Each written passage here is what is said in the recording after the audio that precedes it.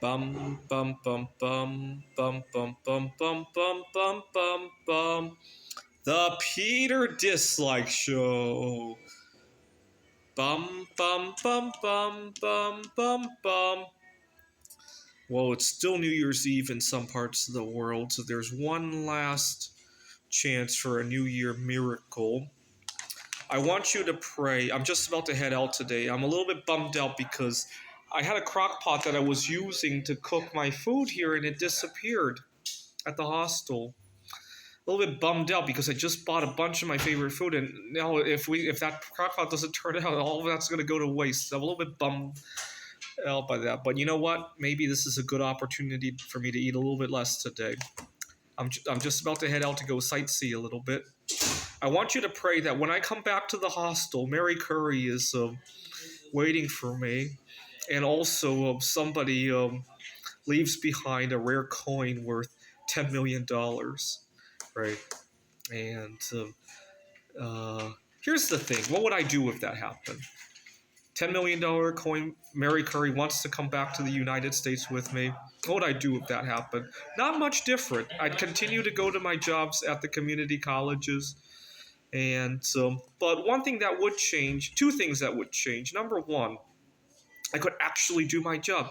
I probably never have to cook another meal again. I probably never have to think about various household services again. So I could actually go do my job. And second, I don't know how many people watching this video has ever had this happen. But as a single guy in my late 30s, a lot of times the threat of job security clouds my judgment at my job, right? Would I still worry about job security if I had $10 million? Yeah, I'd still care about my ego, but nobody would be threatening to take away my food or the roof over my head, right? And I think that would change the dynamics quite a bit. I really do. And so keep praying for me. But I was just thinking about some fuck ups that I had last year at my jobs, and my manager was really upset one day. I was decorating we have a shared adjunct office, and I over decorated a little bit, got in people's way or something like that. My manager just texts me in the middle of the day saying, "You got to clear out your office," and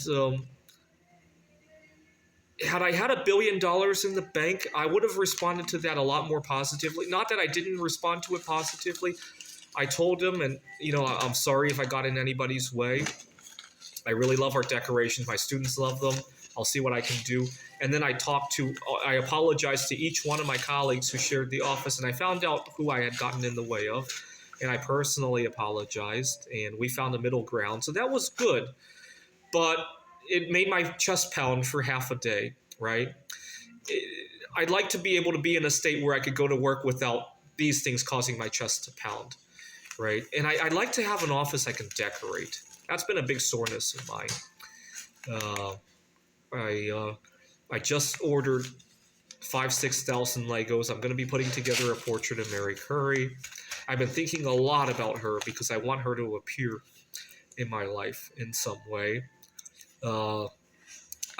My grandmother just passed away. I asked my grandmother to go talk to Mary Curry to see if she could introduce me to one of her great-great-granddaughters.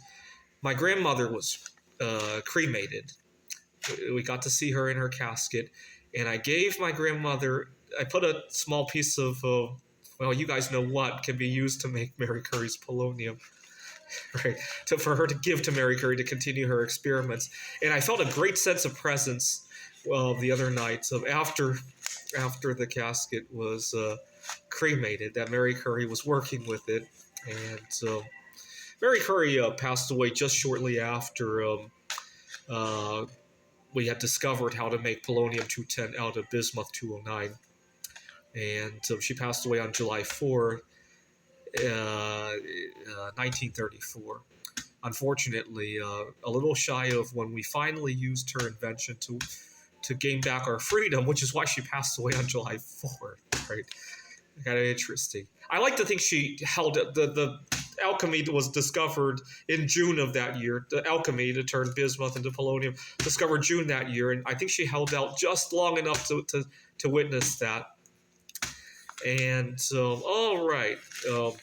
Anyway, so Mary Curry obviously won 2 Nobel Prizes. At the time, there was huge financial rewards, and she didn't quit her job. Right? She did her job 10 times better. Why? Because she didn't have to worry about if her dinner's going to be ready. She didn't have to worry about finding a new husband after she became widowed. She didn't have to worry about if she could decorate her office. If she all of a sudden decides to decorate her office with statues made of polonium 210, nobody's and somebody complains about it. She doesn't care, right? She could live without that job, right?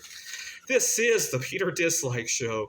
Bum bum bum bum bum bum bum bum bum bum bum bum. The Peter Dislike Show. Bum bum bum bum bum bum bum.